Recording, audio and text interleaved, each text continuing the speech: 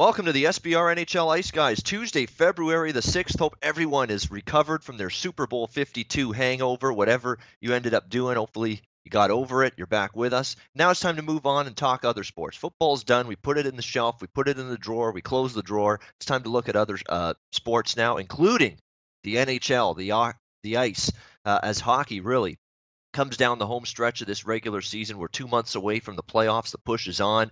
Playoff race is heating up in both conferences. Should be an exciting final 2 months of the regular season, and we'll be taking you through it 3 days a week as normal throughout the rest of the regular season as it happens here on the NHL Ice Guys. I'm joined by Alex B. Smith and Dana Lane. Andrew should be with us momentarily. We've got a big card as always. I mean, it's just a redundant, put the tape in the tape recorder and replay it. We've always got a big card on a Tuesday, a Thursday, or Saturday. This is no different. We'll get right to it. We've got the Anaheim Ducks and Buffalo Sabres at the top of the rotation to kick off this card, 51-52. No line with Anaheim on the second night of back-to-backs, having played Toronto and having played, well, not very well last night against the Toronto Maple Leafs in a weird hockey game where Frederik Andersen left the game, taking a skate in the face area, ended up being replaced by Curtis McElhaney during that hockey game. But Toronto's offense exploding. Talked about how recently Toronto undergoing some lineup changes that have tried to make this team a faster team, a speedier team. And boy, they gave Anaheim fits with that kind of group last night. 7-4 victory for the Leafs against Anaheim. And Anaheim, all of a sudden, two real bad clunkers that they have put forth here on this road trip, this Eastern Canadian swing of theirs. Montreal was not a good performance, an ugly performance in an early start on Saturday, and then not much better last night. The question now for Anaheim surrounds, do they get John Gibson back? He's missed the last few games. He's been out of the lineup. They've had to go with Ryan Miller, and Ryan Miller's a capable goalie, but he's hit a snag the last couple of games, has not played great for Anaheim and net. So if they can get John Gibson back between the pipes, certainly that's something that will be music to the ears of the Anaheim Ducks and their fans tonight as they take on this Buffalo team. Of course, you might only need Pee-wee level goaltending these days to beat the Buffalo Sabres. I understand that, but it's still a situation where if they can get Gibson back in the lineup right now, it's definitely something that they're going to be happy about going into this hockey game. You know, Buffalo remains just a disappointing team, as we've talked about ad nauseum this season. It's just been, they're just in a situation where they're looking for as good a pick now in that draft coming up as possible. So, you know, Anaheim struggling a little bit, but at the same point in time, this, you would think in theory, is a get well type of game for them, a get well type of opponent for them. However, again, they've done a lot of travel. You know, they're coming from California all the way east to start this road trip. That is certainly a little bit of a concern. And now you're playing condensed road games in a short period of time. Not an easy situation. And the one thing about Anaheim is they've actually had some minor difficulties recently with the Buffalo Sabres. Buffalo's actually taken 3 of the last 5 head-to-head meetings here against this Anaheim team. So now you're playing condensed schedule. As I mentioned, now this is going to be your 4th game in a 6-day span, all on the road for this Anaheim Ducks team. So you just worry that's going to be a concern for them coming into this game. When you look at back-to-backs, Anaheim's just 3-4 on the season, second night of back-to-backs. So it's tough because I don't want no part of Buffalo, and Anaheim in theory is a much better team, should win, but you know, it's not like they're in sparkling form. It's not like the schedule is in their favor tonight, and you know you're not going to get a bargain to back Anaheim. So when it's all said and done, it's probably a game I'm not going to be involved in, and I'll probably be looking elsewhere tonight here on this Tuesday card when it's all said and done. Next game up, we've got, let me just bring it up here, we've got Philadelphia, Carolina, 53-54 on the rotation. Again, we've got currently no side or total posted yet for this game. Well, if your coach is angry, sometimes you expect a much better performance the next time out. And there was a lot of frustration being voiced by Bill Peters following Carolina's last game against San Jose, talking about this lineup will not stand. This lineup will not make it to my lineup sheet as my starting group for the next game. He was thoroughly disgusted with the play of his team after that San Jose loss, and said there will be changes. We're going to find some people to play with some energy, play with some pride, play with some passion. I mean, it's something along those lines were the post-game quotes from Peters against after that Carolina game on Sunday. The lethargic game, for them on home ice against San Jose. It was one of those early start Super Bowl Sunday games, but it's become a little bit of a recurring pattern for Carolina. Their offense has slowed down.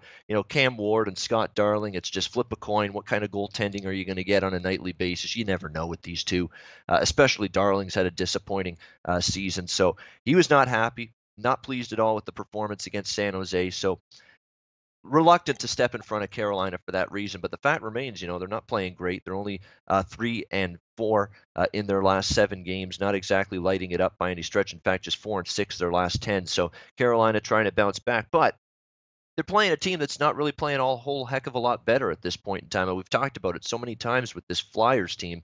When they're on a win streak, you just keep betting on them game after game, ride the win streak because they're a streaky team. And then when things start going south and you start to see a couple losses in a row, then you can go against them almost game after game. And if you picked up on that after they lost to Washington 5-3 for their second straight loss, you could have bet against them against New Jersey. They lose that game. Bet against them against even Ottawa at home. You lose that game 4-3 in a shootout. So all of a sudden, things not so good for the Flyers. Now, they haven't had Brian Elliott. That's been a big deal because Neuwirth hasn't really been good during this stretch. Alex Lyon's not ready for NHL duty. But the good news for the Flyers is Brian Elliott has been activated from the injured reserve list from having that lower body injury. He is going to be available for this game tonight against Carolina, and certainly they could use the boost because actually Brian Elliott was playing pretty solid before that injury struck him.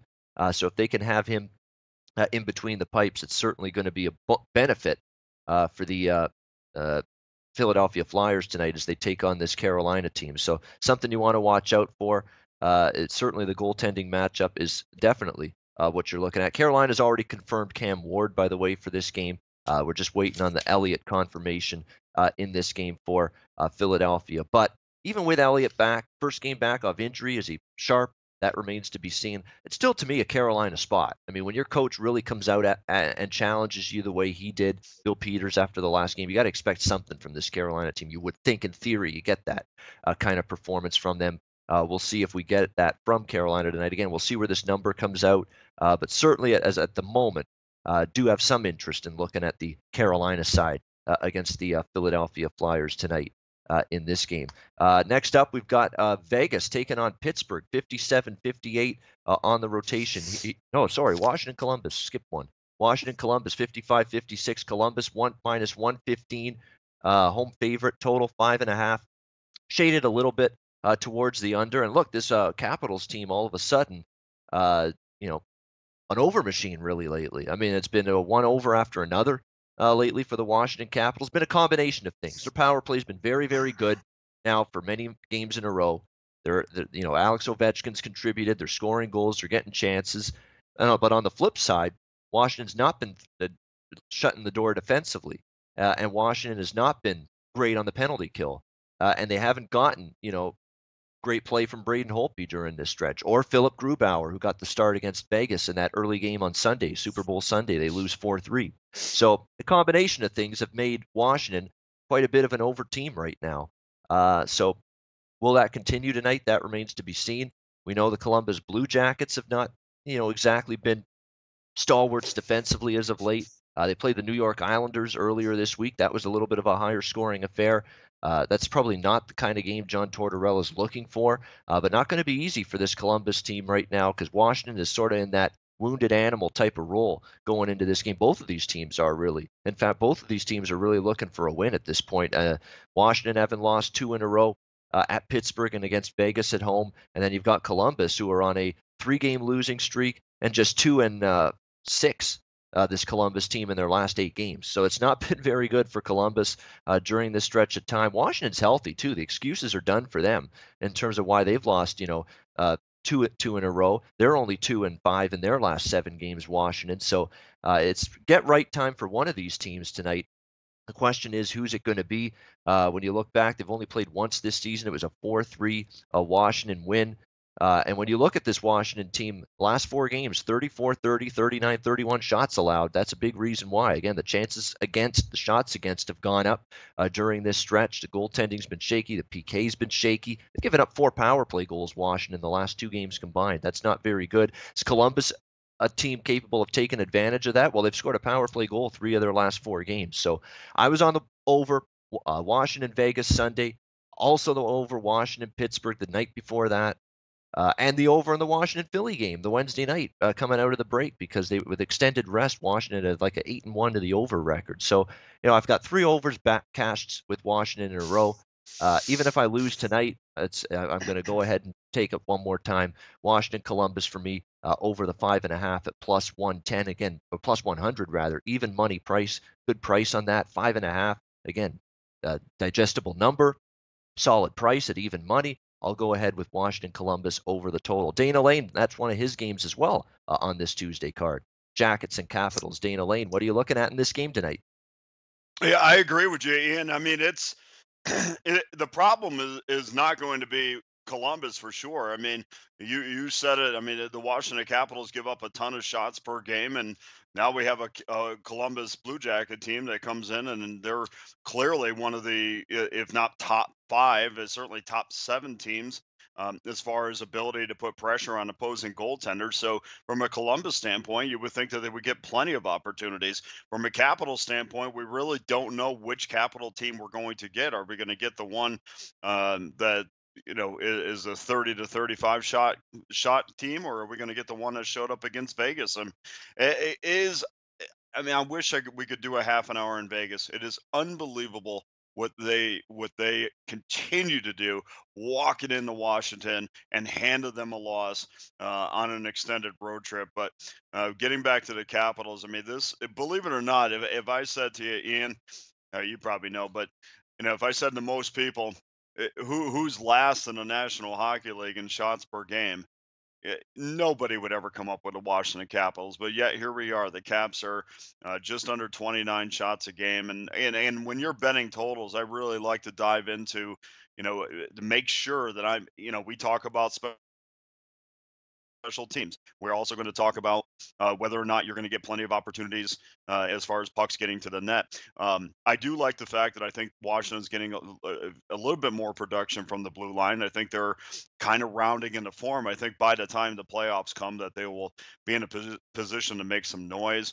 We see Dejeus and Carlson play well in their last 5 games. In fact, I just see a plus $1.05 up here, which is nice. Niskanen and Orlov, I thought were extremely aggressive against the Pittsburgh Penguins the other night, which aggression, like we talked about in the last video, sometimes often leads to transitions, which means that you're giving up shots on goal against as well. So that's the game that you have to play when you bring your defenseman up into the play.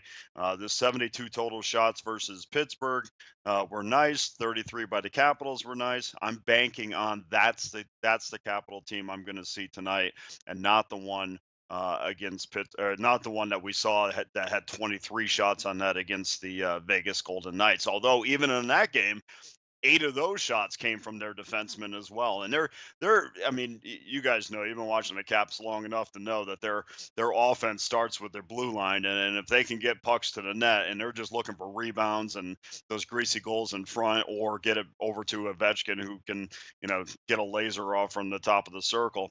That's kind of Washington's game. It's been that way for a long time, but it's an interesting game tonight, because you got one team that, the Capitals, that are high in scoring as far as goals per game, and low in shots on goal, and you have a Columbus team that gets a low number of shots on net as well, and they're high in scoring. So something's got to give, I guess, tonight. But I do like the over in this, and I do see that we can get $1.05 right now.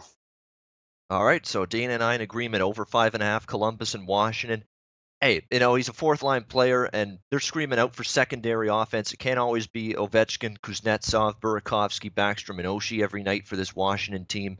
And even Oshie had a horrible drought going. He finally snapped that in a recent game.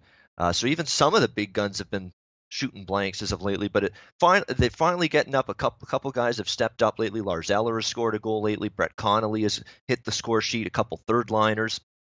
Jacob Vrana has cooled off, but he scored a little bit, went through a nice little offensive surge earlier on. But the guy that's really stepped up last few games, 4th liner, Chandler Stevenson, 3 goals in his last 3 games for this Washington. They can get some of these third and fourth liners finally starting to hit the score sheet for the Washington Capitals. It's going to transform this team quite a bit. What a season, by the way. We talk about, Dana mentioned it, their defense being involved in their offense, no more than John Carlson. Fantastic season he's had for the Washington Capitals back there on that blue line. Very impressed with the improvement in his game in terms of making an impact at the offensive end of the ice, because he's always been pretty steady in his own zone, but he's gone that extra mile to really become more of an offensive force as a defenseman, and we're seeing that in spades this year from John Carlson. So very positive from him. He's improved his shot, by the way. I mean, his shot from the point used to be, didn't really put much fear in opposing goaltenders and opposing teams defensively. Now it does. He's worked on that. It's more of a rocket, more of a launcher, a grenade coming at you when he shoots the puck now at the blue line. So he's worked on that. Again, if when you're a professional athlete and you take pride in what you're doing, you want to improve facets of your game. And I have seen John Carlson improve that specific element of his game, and it's certainly been a benefit to the Washington Capitals. So, over 5.5 in this game for both Dana and me. The next one should be a beauty, should be fantastic, and we know the game on the ice is going to be great. We know the storylines off the ice, with Marc-Andre Fleury making his first return to Pittsburgh, where he spent so much of his career, well over a decade, with the Pittsburgh Penguins, winning cups there, and he makes his first return back to the PPG Paint Center to take on the Penguins. Golden Knights, Penguins, Pittsburgh -120, total 6 shaded to the under here. There's no way in hell in this spot with this emotion on the line for Fleury that I'm going to make a case for Pittsburgh here in this game. I'm waiting for the schedule, though, at the same point in time to catch up to this Vegas team, and it just has not yet. Well, it did on Friday night against Minnesota. Okay, that's the one game it did, and Gerard Gallant said right away, we're tired. We were tired in that hockey game, and if you watched that game, you saw it. It was 22-9 shots on goal for Minnesota at one point in that game. That was that one game finally where Vegas, hey, the schedule's caught up to them. The travel miles, the air miles that they've been flying have finally hit them in this hockey game, and they looked like it. But for them to play on a Thursday on the road, a Friday on the road, and a tough back-to-back spot, then come back, turn around, barely 24 hours later, play a very early 12:30 p.m. Eastern, 9:30 a.m. Pacific time. That was breakfast with the Golden Knights, for crying out loud, back in Las Vegas for that game on Sunday morning. And for them to come back from a deficit, twice to come back from a deficit in that game, down 3-2 in the third period, tie it up. Great effort by Alex Tuch, finding a loose puck in front of the net, pushing it past Grubauer for the winner. Fantastic. Again, this team just, there's no quit in them. Even when you think they've hit a wall, this is it. Eventually, you can't keep finding ways to win games like this in tough travel spots, brutal road weary schedules like that. No, Vegas says no, we will still find a way, and they did against Washington. Totally impressive what I saw in that win against the Capitals on Sunday, especially with this big game looming on deck for everybody. Marc-Andre Fleury even, he made big saves when he had to, and he's got this huge game against his former team on deck. So impressed with Vegas for that. This is a great game. Pittsburgh's obviously a team that's come on strong as of late. They finally hit a bad spot. They absolutely pummeled Washington, and they've been scoring goals left and right. They found their offense, Pittsburgh, the last week or two. And a big win against Washington. A tough spot against New Jersey, back-to-back for them, and they were flat in that hockey game. They just they barely had 15 shots on goal in that game. Very un-Pittsburgh-like in that loss to the New Jersey Devils 3-1 on Saturday night. Maybe they were guilty of maybe looking ahead to Vegas. Who knows? But I would expect Pittsburgh to be a lot better. But I'm not discounting this Vegas team. How many times do we see them? Tough spot, tough opponent, an opponent that Vegas beat Pittsburgh already this year at T-Mobile. Revenge spot for Pittsburgh here. I wouldn't discount this Vegas team. I'm done discounting this Vegas team. So side perspective, I think you can make cases for both sides, so I'm not going to bet the side here in this game. I'm going to watch, though. This is a fantastic hockey game. The total's tough. I'm not betting Pittsburgh under right now. They're an offensive juggernaut right now, but Marc-Andre Fleury's playing great hockey. He's going to be amped up to play his former team. This is not a night I'm probably going to look to back Pittsburgh over either in this hockey game. Golden Knights, and again, it's 6, so you got to get 7 or more to cash that. Dana Lane with the Vegas-Pittsburgh thought here tonight, of course. The Golden Knights and Penguins, great game. Dana, what are you looking at here?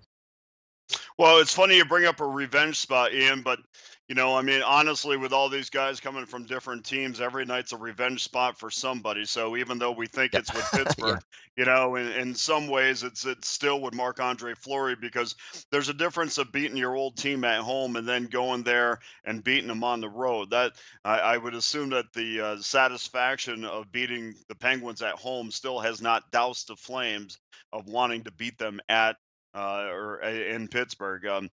Like you said, this is an emotional return for Marc-Andre Fleury. So it's difficult to know how those sort of things are going to play out when you're betting totals. And I'm going to stay away from the side in this game because I really like where the Penguins are right now. In fact, I've shot them right up my power rankings again. I'm very, very confident and where they are moving forward is starting to look like the Penguins to me.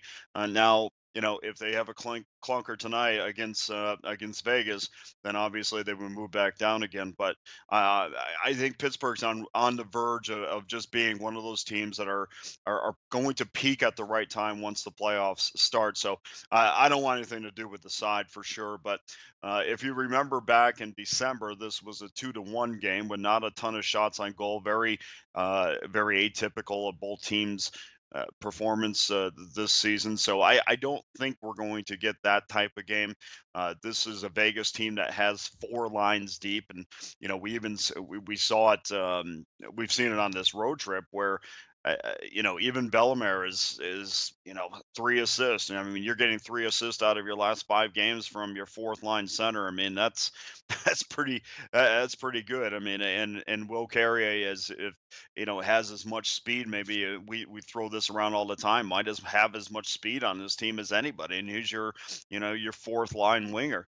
The only thing on that fourth line is I sure like to see Oscar Lindbergh contribute a little bit more, but honestly, he's only being asked to play 12 minutes a game, and that's what he's doing, and he's not hurting you out there. So the point is, this is a Vegas team, no matter what line is on the ice, that can hurt you.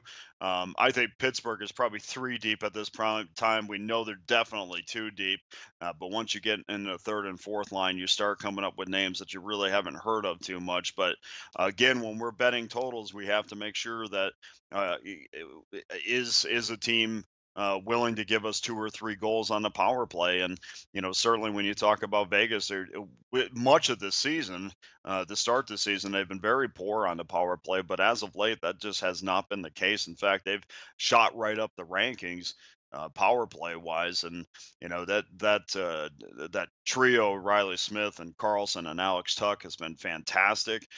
Their second line of or their second power play unit of Perron and Holla and Neal have also been sensational as of late, especially Holla. To say that this is going to stay under the 6, how I feel about 6s, but I do feel like that this thing's going to go over tonight.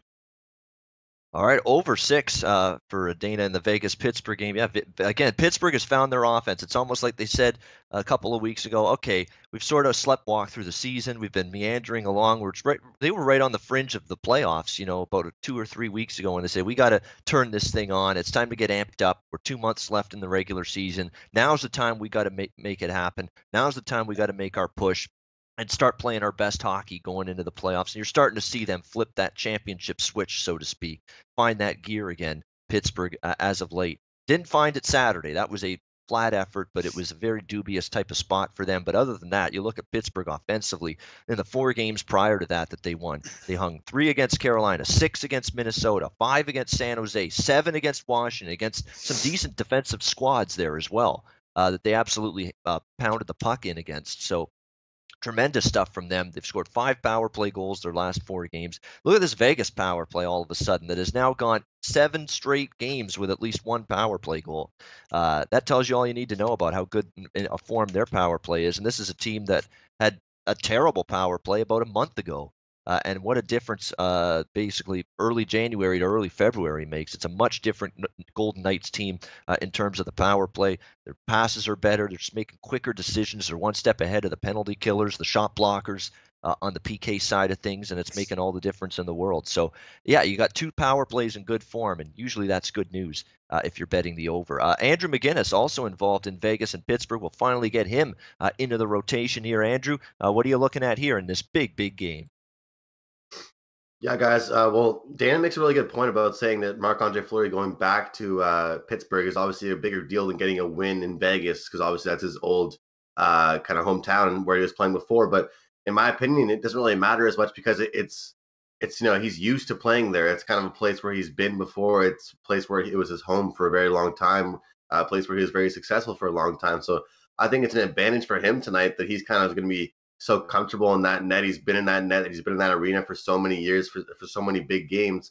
And really, for 2 reasons, I'm on the under in this game. For one reason, strictly, is I think that when you get 2 teams that are really kind of the back-to-back defending Stanley Cup champions, then you got the Vegas Golden Knights, the first-year expansion team, really trying to make a name for themselves. And I think that as this season has really progressed, you've seen everybody kind of start to hop on them. Everyone at first was really skeptical. They thought they were going to be kind of a bust team, lower in the standings, and then slowly but surely, people started to jump on them and really started to believe them. And I think that these are still games that kind of help them, convince people that they're to be taken seriously. And I think that although that I think people should still already be taking them seriously, I think a game against the back-to-back defending Stanley Cup champions makes that happen. And I think that right now, if they show up, they're going to have to win this game. It's going to be low scoring. It's going to be the same as the last outing, in my opinion, where they're going to be 2 solid goaltenders. Remind you that Murray is almost in the same spot. I mean, he's trying to prove that he's better than Marc-Andre Fleury still, in my opinion. I think it's just as important to him to get this win as well. It's not just a one-sided thing here. And I just think in big games, that means low-scoring games. For me, when I think of playoff-style games, when I think of key matchups, key Eastern Conference versus Western Conference, I think low scoring. I don't think it's going to be an absolute goal fest here. And the second reason really is strictly like I just mentioned is when you got two close teams. I mean, if you look at it, both of them have been like on the season. The Vegas Golden Knights have been scoring off the charts. They have had very, very high average of shots. Their power play percentages actually look pretty good as well. But the Pittsburgh Penguins are ramping it up recently. I mean, the stats aren't really working in my favor for this one. The total has gone over in 4 of Pittsburgh's last 5 games at home. And as far as Vegas goes, it's gone over in 5 of their last 6 games on the road, and 6 of their last 8 games in general. But look, guys, I just feel like right now with these 2 teams are just a lot. They're too similar. It's going to be too tight of a game to go over. I just can't see there being 7 goals in this game with these 2 goalies. What's on the line? How special of a night it really is for Marc-Andre Fleury. I just can't see it being really a sloppy game, this kind of goal fest. I mean, I hate to say it, but teams really do know the importance of it. I think that Vegas Golden Knights know how important the game is to Marc-Andre Fleury. They know this is a very highly anticipated game, and it's almost the same thing, like I mentioned, for Matt Murray. He wants to play well in this game too, because you'd be lying to me if you told me that Matt Murray does not know that this is a game that he wants to grab as well. I mean, against a former goaltender for his team. So I'm on the under 6, guys. It's like Dana always says. I'll steal a quote from him I really liked. I'm not going to feel comfortable taking the over in this game. I'd rather be winning for most of the game. And that's the best part about taking an under. And at this 6, I'll pretty much be comfortable throughout the entire game. So I'm pretty comfortable with this bet. And under 6 is an official play for me. All right, under 6. To be honest, I'm never comfortable even at 6 betting Pittsburgh under, but I understand what you're saying. 6 is a good number. There's no question. I'd rather have 6 with an under than 5.5. There is absolutely no doubt about that. And that's funny. People were just whining about this Vegas power play earlier on this season and saying, "Oh, it's so bad. It's the one flaw of this team. It's going to come back to hurt them at one point." No, hold on now. They're the 11th ranked power play in the NHL. That's fine. That's still upper half of the league, for crying out loud. Like, that's fine, their power play. Okay, they went through a bad stretch, but they've gotten out of it now. They're playing great. Like, let's calm down now, will you please? I mean, they're 11th ranked power play. Okay, we can go on. We can get upset if they're 28 or 29 in the league. They're 11th. Let's calm down here, and they're in good form right now. Boston, Detroit, 59-60 on the rotation. No line here. I'm very much interested in this game under the total right away. I know I'm looking at that in this hockey game. Detroit Mrazek is clearly assumed the net. Much to my chagrin, I thought we were going to see Jimmy Howard Saturday night against Florida. As soon as I saw Mrazek, I'm like, oh my goodness. As someone who bet the over in that game, I don't know if I like that too much. He was fantastic. Mrazek in that hockey game could have been more for Florida if not for him. But he's the guy that's settled in and played very, very good hockey for this Detroit Red Wings team as of late. And I would expect them to just keep riding him at this point in time here. Mrazek, Jimmy Howard hasn't gotten a sniff for a while. And on the flip side, what can you say about Boston? That performance against Toronto, tremendous job by the Bruins defensively. I mean, Toronto got through the first two periods, not even close to 20 shots in the first two periods of that hockey game. Real The Bruins defensively right now, they're playing at an elite level on that side of the puck. They really, really are. Tuukka Rask made a unfathomable, preposterous save against Tyler Bozak in the second period of that game when it was still pretty close at the time. Really swung momentum in Boston's favor, and that's Tuukka Rask's game in a nutshell right now. He's on top of it. He's seeing every puck, square to every shot. He's making 10 Bell saves when he's called upon to do so as well, including that one. It's just rolling right now for the Boston Bruins. Other than a clunker out of the break against Anaheim, that's the only minor blip they've had. They've been able to still win these last couple games against the Blues and Leafs without Brad Marchand, who has got one more game, I believe, still left to serve on his suspension before he returns. When you get him back, look out. I mean, a couple weeks ago, actually more than that, over a month ago, I put a Boston futures ticket in. I didn't do it before the season because I had no clue what we were going to get from this team. But once I started to see the signs of them during that extended streak of getting at least 1 point in the game, putting it together, I'm like, I'm going to jump in now and get Boston at a decent price. And I think I got 12, 13 to 1 at the time. And it's even down more than that. I think it's 8 to 1 last I looked. Boston to win the Stanley Cup. They're in the mix. I mean, we saw last night even with Tampa Bay. They're the team to beat, but they're not unbeatable. That's the thing you got to remember about Tampa Bay. When you throw up a stinker like that against Edmonton, that tells you, this is a wide open thing on both conferences, East and West. That's what's going to make these playoffs in April so much fun. I think there's a bunch of teams you can make a case for to get to a conference final or even a Stanley Cup final. Boston's one of those teams, the way they're playing right now. They've been just tremendous at the defensive end of the ice and still be able to play a fast, push the tempo type of style, which Bruce Cassidy likes. So love what I see out of Boston. Certainly from a side perspective, I'm not standing in Boston's way. I know they've been a little bit more hit or miss on the road, but they're still playing too good. Step in front of them. Lean Boston, lean under the total. Very interested in side and total, Boston and the under in that game once we get a line for it when it comes out. Next game, New Jersey, Ottawa, 61-62. No line here. Ottawa, all of a sudden, a couple of nice wins in a row for the Ottawa Senators. Last couple of games. Beat Anaheim, beat Philadelphia in a shootout on Saturday.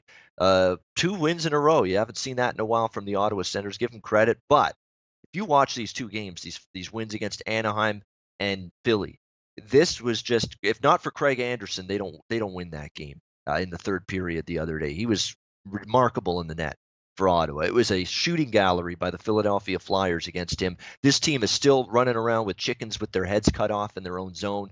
It's a nightmare for Ottawa trying to clear a puck in their own zone half the time. That's an issue. That's going to catch up to them. These are fool's gold type of victories, these last 2 for the Ottawa Senators. This is not a sign of, this team's found their game. They've not found shit. Okay, they still can't basically get the puck out of their own zone. They're hemmed in time and time and time again. They need Craig Anderson, Condon, whoever's in net to basically bail them out. That's their only chance of winning games. So give them credit for beating Anaheim. And I forgot they played Sunday as well against Montreal, and they lost that game 4-1 on Super Bowl Sunday. So they are coming off a loss that snapped that 2-game winning streak. But Ottawa, to me, don't buy into this last little surge they've had. They're still buried in their own zone too much, too often, too many times. I'm not interested in Ottawa tonight. The question with New Jersey is this team got a nice win against Pittsburgh, but they're very erratic, very up and down. They're much better at home than they are on the road. Nevertheless, it's Devils or pass for me in this spot, in this hockey game tonight as they take on the Ottawa Senators. We'll see where that number comes out when it does. Next game up on the card, we've got Vancouver, Florida, 63-64 on the rotation. No line here. In this particular game, Canucks starting a road trip out in the Eastern time zone, making this trip to Florida. And all of a sudden, we got to take back some words that I gave to Mr. Sateri there in Florida. He's played well the last few games, and another solid effort last time out for him. The Finnish netminder has found a little something here for the Florida Panthers in between the pipes. See if he can continue it now, taking on the Vancouver Canucks. And what can I say about Vancouver? It's a team that just continues to give you a good, solid effort night in and night out. Even though they're 21 win team, the playoffs aren't going to happen for Vancouver, but effort's been commendable most nights. They've won 3 of their last 5 games. They lost to Tampa at home 4-2 last game. No shame in that. All of a sudden, Vancouver 3 straight overs, by the way, in their last 3 games. 4-3 and a couple of 4-2 games. Their offense is clicking. They've got everybody healthy pretty much offensively, except Sam Gagner. Sam Gagner is the one guy that's out. He missed the last game with a concussion. May not be in tonight, but other than that, they finally got Bo Horvat back recently. Brock Besser continues to get the job done, put up points. So this is a better Vancouver offensive team, I think, now than they've been at other parts of the season. You look at Florida coming off 3 straight wins. Florida's starting to put some things together. Let's give them credit. Since the All-Star break, 3 straight wins against the Islanders, Buffalo, Detroit. You haven't beaten anybody good yet, though. I should keep that in mind. I wouldn't say Vancouver's quote-unquote good, but Florida's in good form, and Florida's been excellent at home this year. It's hard to go against Florida right now. I respect the way Vancouver competes night in and night out, but Florida's playing very, very good. It's worth noting. I'm actually going to bet this game over one more time. Maybe I'm a glutton for punishment here, but I'm going to. I think Vancouver's going to be able to test Florida's defense and Sateri. And on the flip side, I like this Florida offense where it's at right now. They've pelted 32 shots on goal or more in 3 straight games. They've scored 3 or more in each of those games. I don't trust the Backstrom Nilsson duo in net for the Vancouver Canucks. I think Florida and their upgraded offense lately, and I like the way things are going for them. We know the Barkov line is always dangerous, always a threat, but this Huberdeau, Trocheck, Dennis Malkin trio has really been big for Florida as of late. I think they're going to keep it rolling tonight offensively against Vancouver. And Vancouver's been an overtrain on the road. I mean, especially. This team's been really trending that way in games outside of Vancouver. 14-11 over record, 15-8 for Florida at home. And we've talked about that in many Ice Guys shows that Florida's really trended over the total at home. I think that's got a chance to continue tonight. So we'll see where this total comes out. I'd expect 5.5. I don't think we'll see a 6 here. Usually we see 5.5 Vancouver, Florida. I think we'll get over the total here tonight. Canucks and the Panthers. It's one of Andrew's games on the card tonight. Florida taking on this Vancouver team. Andrew, what bet appeals to you here in this game tonight? Yeah, guys, I'm seeing over 5.5 minus 104 here, and I'm really liking that one. I think that Florida has just been one of those teams you can really count on. Excuse me, just to be really sloppy on defense, but it's not really like we've seen that recently. But I think with Brock Besser and company with the Vancouver Canucks, the offense looked pretty good for them as of late, and they've been able to put the puck in the back of the net. So I think that this game's going to easily go over the total. Total's gone over in 4 of Vancouver's last 5 games. More importantly, 9 of their last 13 games on the road, the total's gone over, and 7 of Vancouver's last 10 of their games on the road in Florida have gone over the total. And I just think that right now it's just funny because, Ian, you were joking around about Sateri, and we were kind of bashing on him a little bit, the backup goalie situation for Florida. We were wondering kind of what their situation would be. And then you look at their last couple of games here, 3-2 win for Detroit versus Detroit, 4-2 win over Buffalo, 4-1 win versus New York Islanders. And all of a sudden they're making some headway here. But I just think that in the end they rely too heavy on their scoring and kind of their top 2 lines.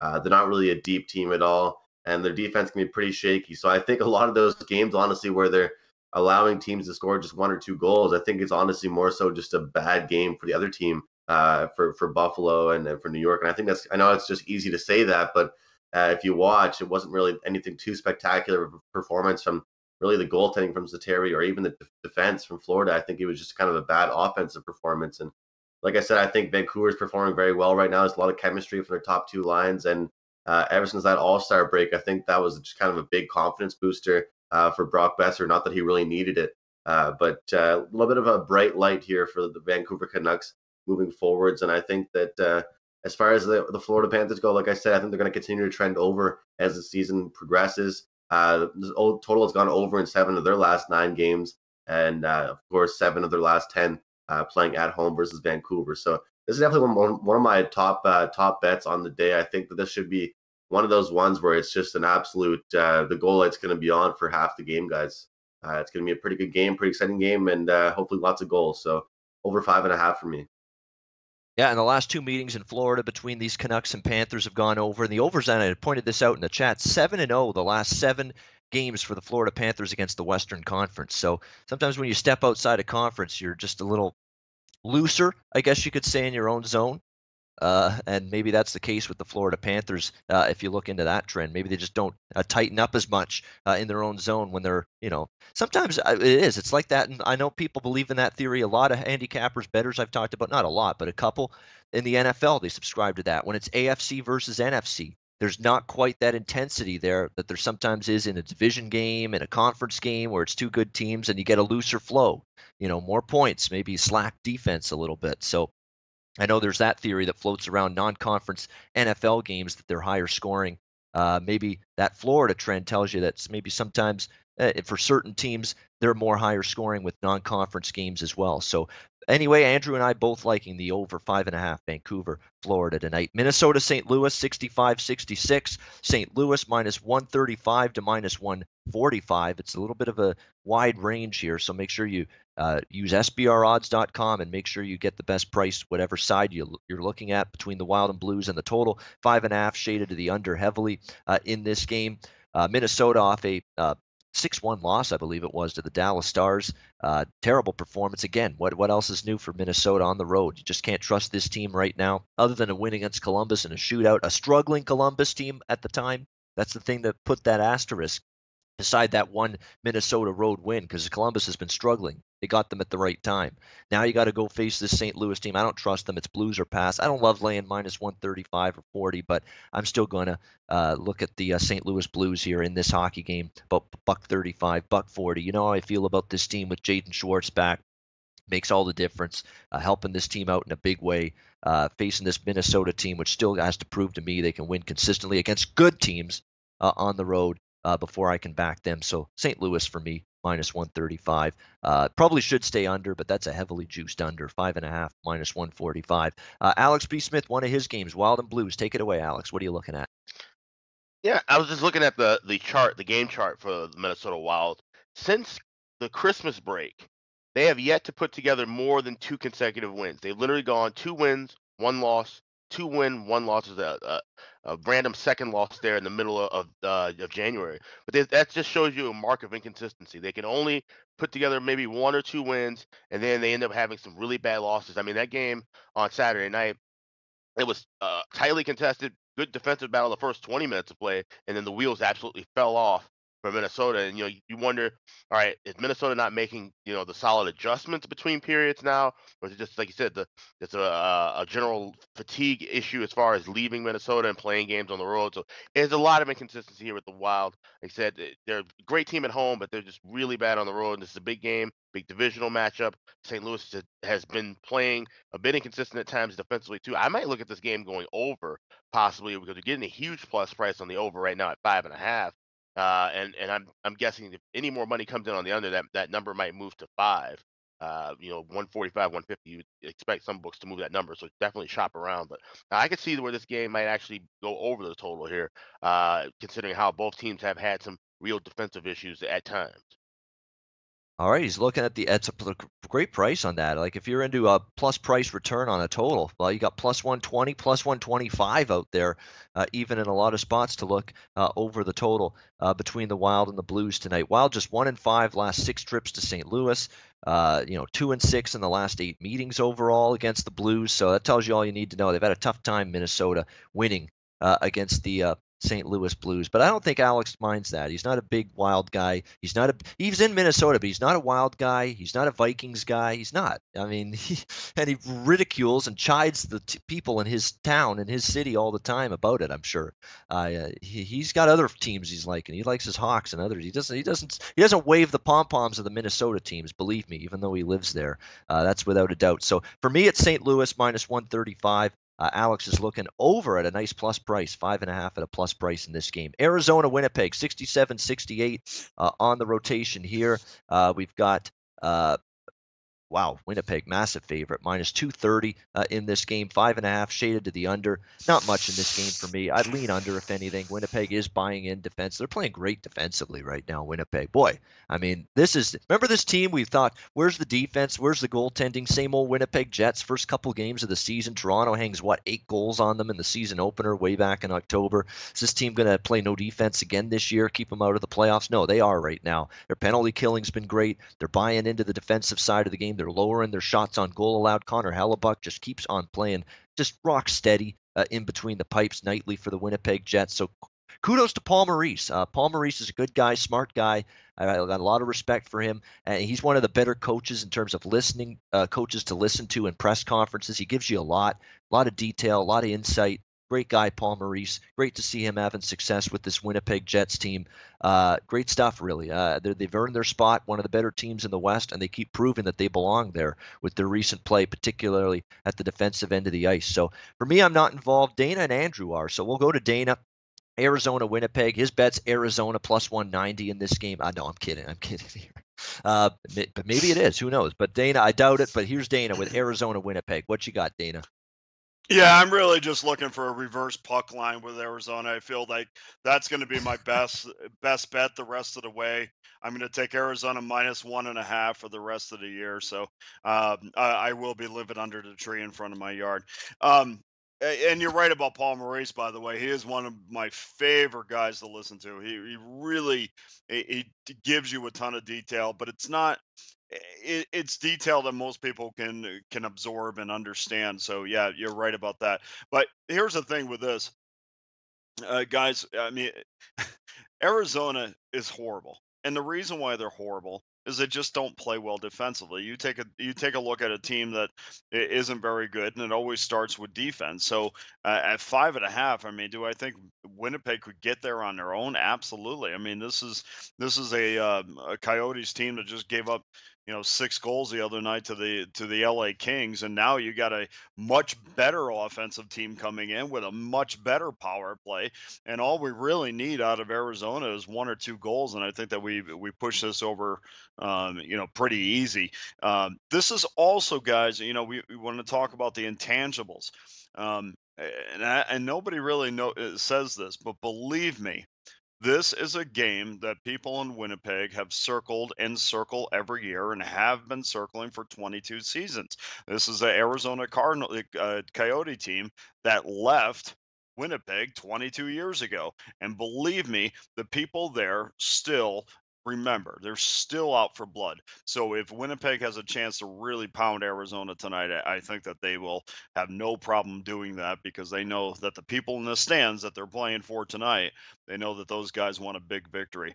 The Coyotes have lost 3 straight games, and in those games have given up four goals, an average of 4 goals a game. So there's nothing defensively that would indicate to me that I want anything to do with the under. I'm surprised the number. Well, I guess I'm not too surprised. I guess 5.5 is there, because it's just, to me, this is a game where Winnipeg can go over the total on their own. But we need 1 or 2 goals, and I think this game goes over easy. Plus, you're getting a plus money price at Pinnacle right now, so that's what I'll be on tonight. Yeah, I mean, absolutely. LA went over the total by themselves against Zona last game, 6-0. So yep, Winnipeg's certainly capable of that with their offense. And one thing Paul Maurice did hint about is the penalty. There's some injuries that have affected their PK more than anything going into this game. Adam Lowry sticks out. Matt Hendricks sticks out. Brandon Tanev on the blue line sticks out as guys that they regularly play on the PK for Winnipeg. All 3 of those, or at least some of those guys, may not play tonight. So that could affect the PK a little bit for Winnipeg. Maybe open the door for Arizona to do something offensively. Now, is Arizona competent enough to take advantage of it? We'll see. But again, if to Dana's point, may not need Arizona to do much of anything offensively, and maybe Winnipeg can still hang 5 or 6 at least on their own, because LA certainly had no problem doing that.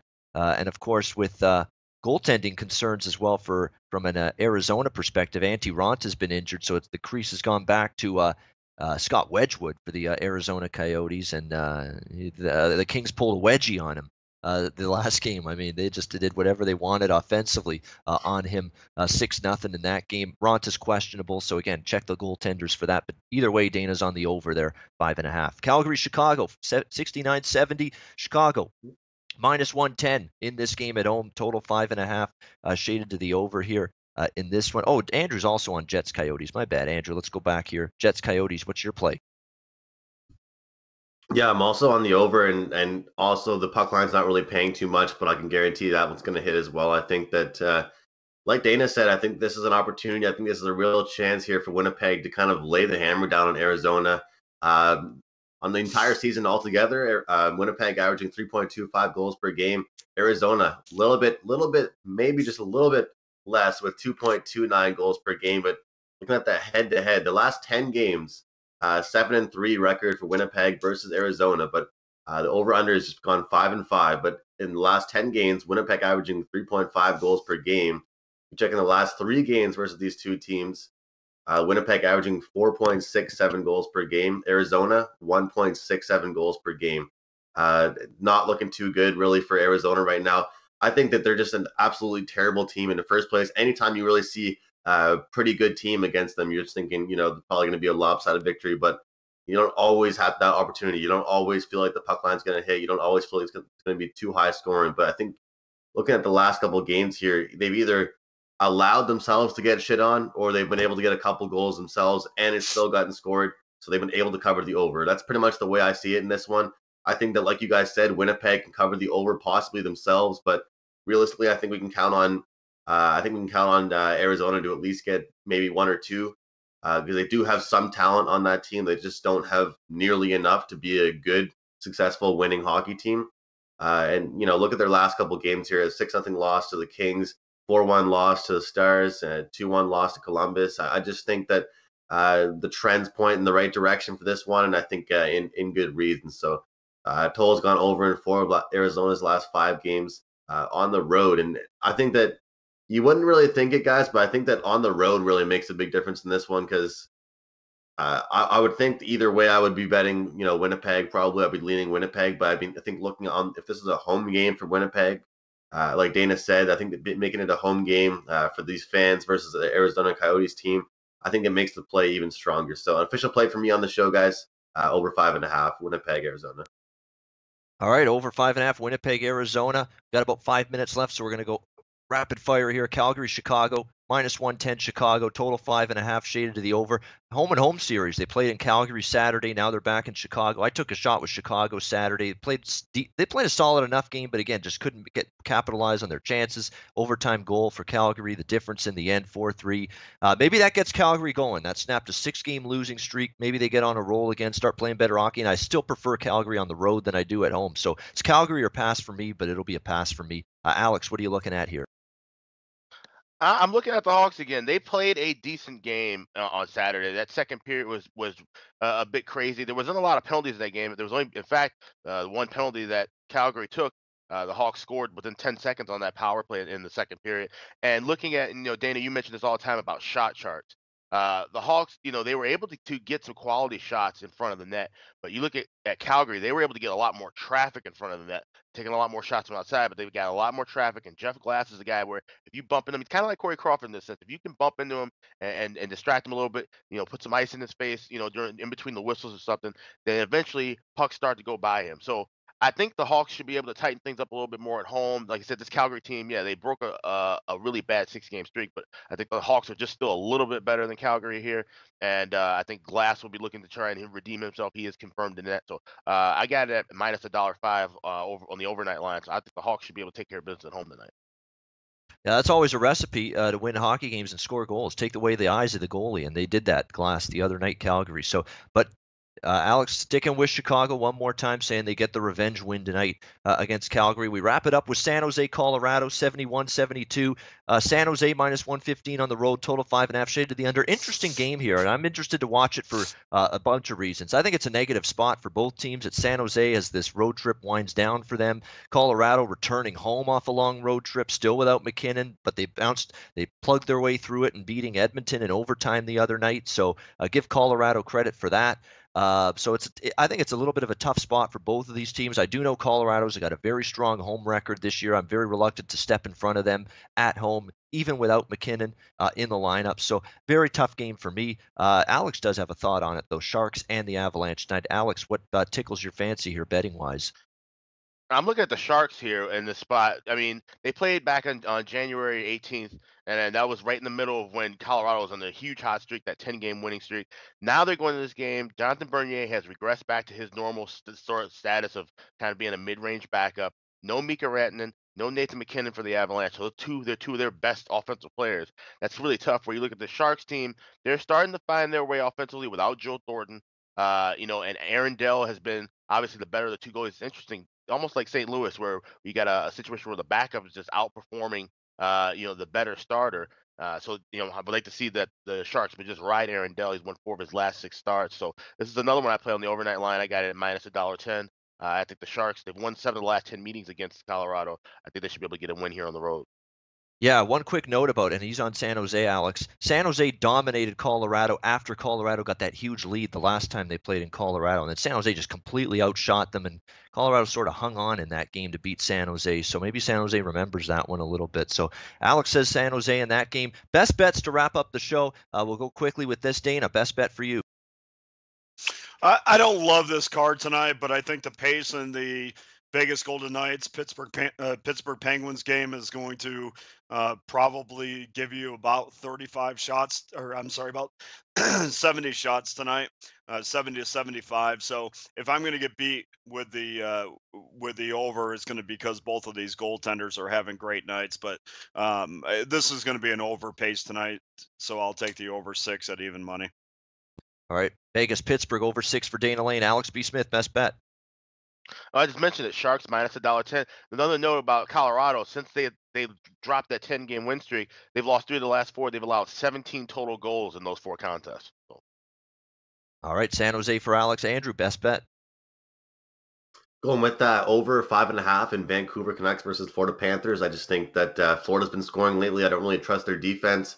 Still don't really trust their goaltending too much. I think that Brock Besser and company for Vancouver has been sparking the light really since that All-Star break, and I think this should be a pretty high-scoring game on tonight's slate. So best bet, Florida versus the Canucks.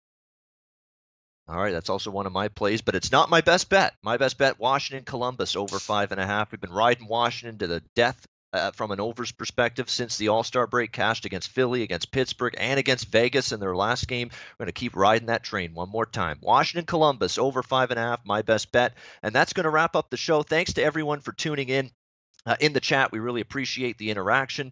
Thanks for joining us. We'll be back on Thursday for another edition of the NHL Ice Guys. Right side of campus is coming up next. Big man on campus, Donnie right side, back in the saddle again, and he's excited to talk about his Eagles for the first time on the SBR airwaves after they won the Super Bowl on Sunday. So check out right side of campus coming up next. For Andrew, for Alex, and Dana, I'm Ian Cameron for Sportsbook Review. Enjoy the Tuesday night card. Good luck. We'll see you again on Thursday.